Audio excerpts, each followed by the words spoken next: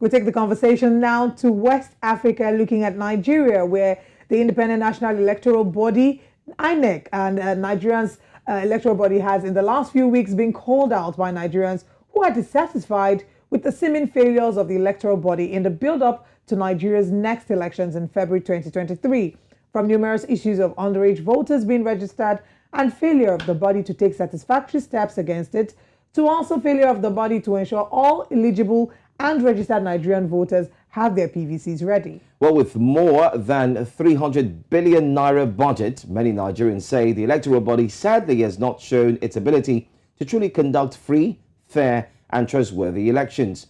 This morning, we have joining us Dr. Abdul Mahmood, human rights lawyer, public affairs analyst.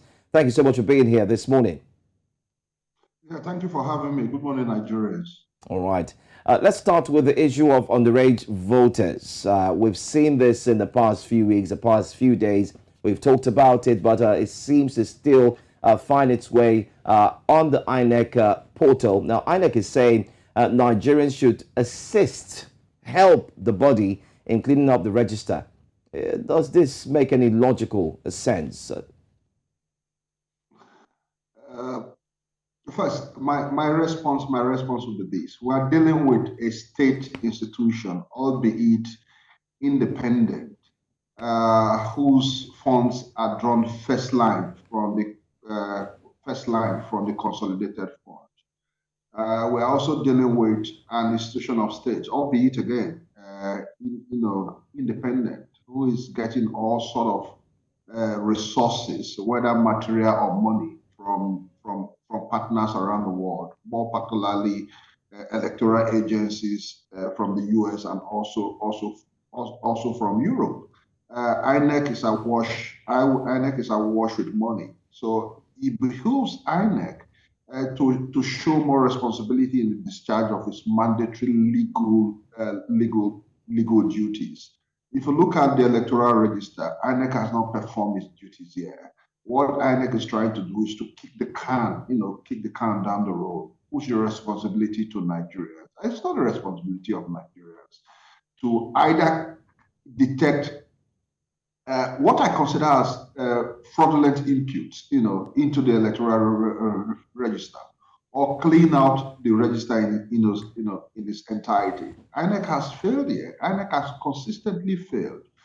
Don't forget that in 2019, some weeks or months before the decisive or consequential 2019 presidential elections, photos and videos popped up on our public spaces, which pointed to the fact that young kids underage, were either videoed or captured, lining up in queues in Kano, all in attempt to vote. I recall then that INEC came out with a statement, that those pictures do not point to elections that INEC conducted. But one thing we took away from that fact was this: electoral register that states use in conduct of local government elections are basically a national register, which pointed to the fact that we had underage voters in our register in 2019. INEC promised to clean up the register. In 2022, we're still seeing faces, imputes, registrants who are underaged, in our electoral register. Like I've constantly argued on this platform, twice on Alade's, twice on Alade's program, that one of the fundamental problems or challenges we have, on conduct of transparent and free elections in our country is the electoral register. I honestly believe that the registrants we have in our electoral register today in our country are not up to 90 million. The figures, the stats bear truth to some of these arguments I make. And I want to raise these arguments again. In 2015, in the most consequential and decisive elections in the history of our country, INEC told us we had 70 million plus Nigerians whose names were on the electoral register. When Nigerians went to vote that year, Buhari secured just over 50 million votes. you know,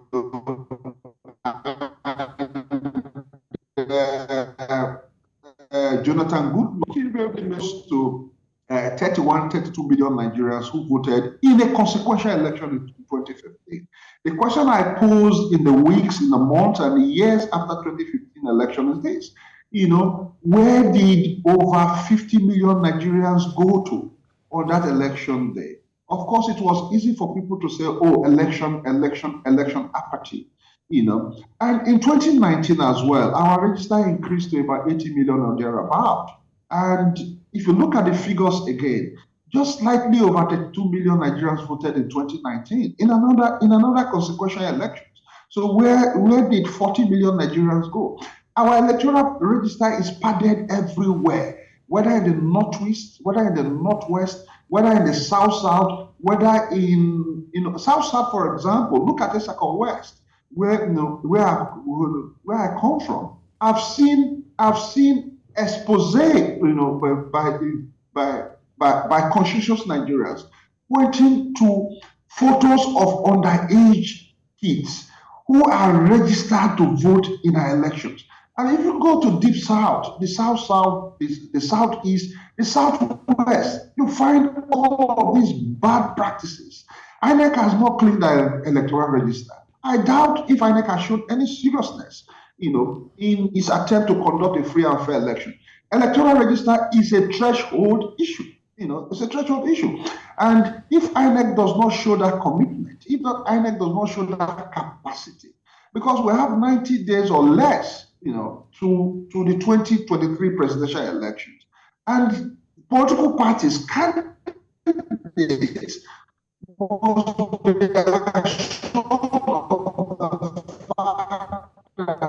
those INEC who have met legal requirements to be registered. Right. Unfortunately, between 2007 and 2022, I recall that activists in civil society kept asking INEC, can you put the electoral register in the public space?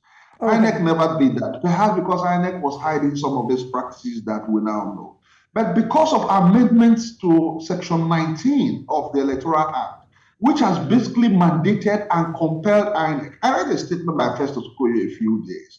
The statement that painted a picture as if INEC was doing Nigeria some good in putting out the electoral register. INEC is doing us no good. It is the law that has compelled INEC to put out the electoral register in the public space, and that's what they have done. And some of us will continue to hold INEC's feet to the fire. All right. Let's talk about the impact of what this means. Now, we know that corruption has been endemic or is endemic in the country. We've faced a plethora of situations, from security challenges, kidnappings here and there. But elections are a vital part of any country's democracy.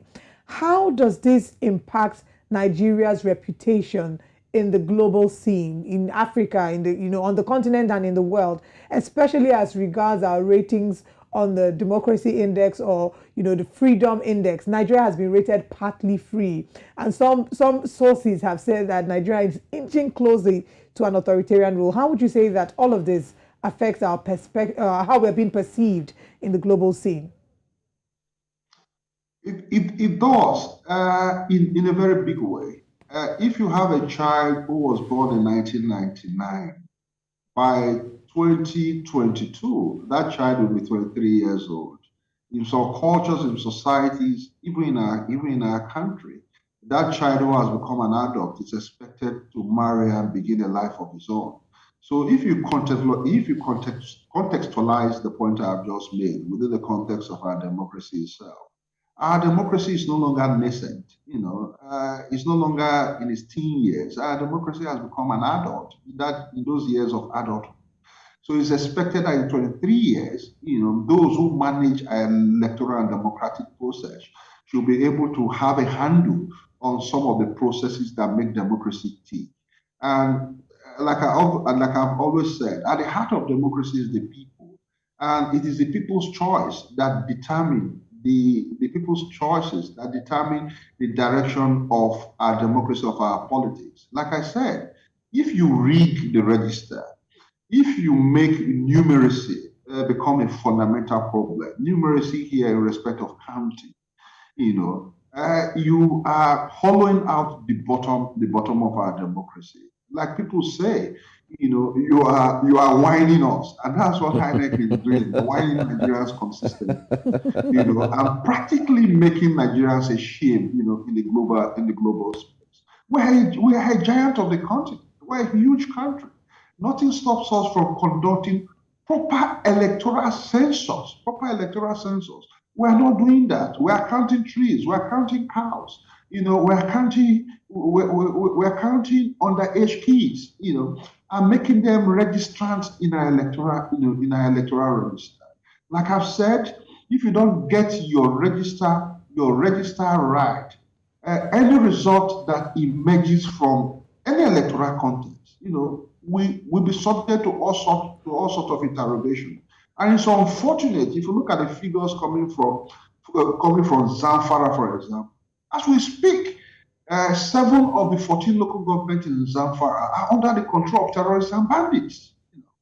As we speak, some local governments in Borno State are under the control of ISWAP and its king, Boko Haram.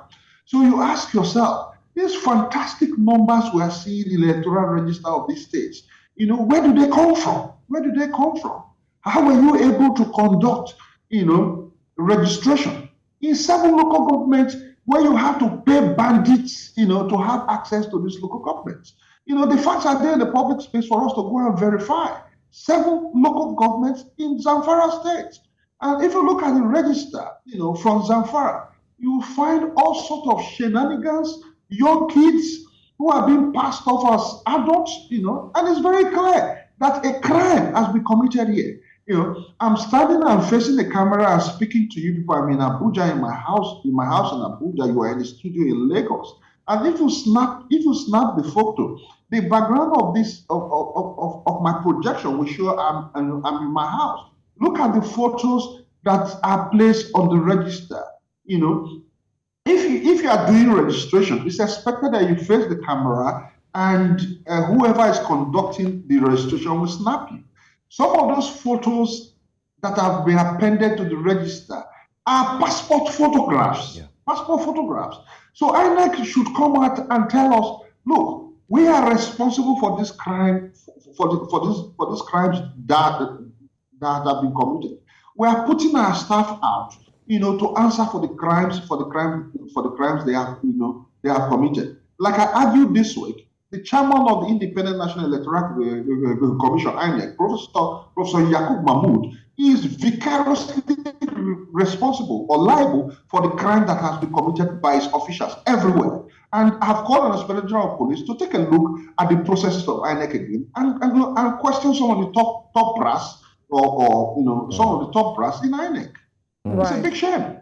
Thank you so much, Dr. Abdul Mahmood. You've spoken so well. Well, we look forward to have you again. Hopefully, we'll also have the INEC official here as well, so we can dissect this situation very carefully as we build up to the general elections for 2023. Thank you so much for being here. It's my pleasure. Thank you very much.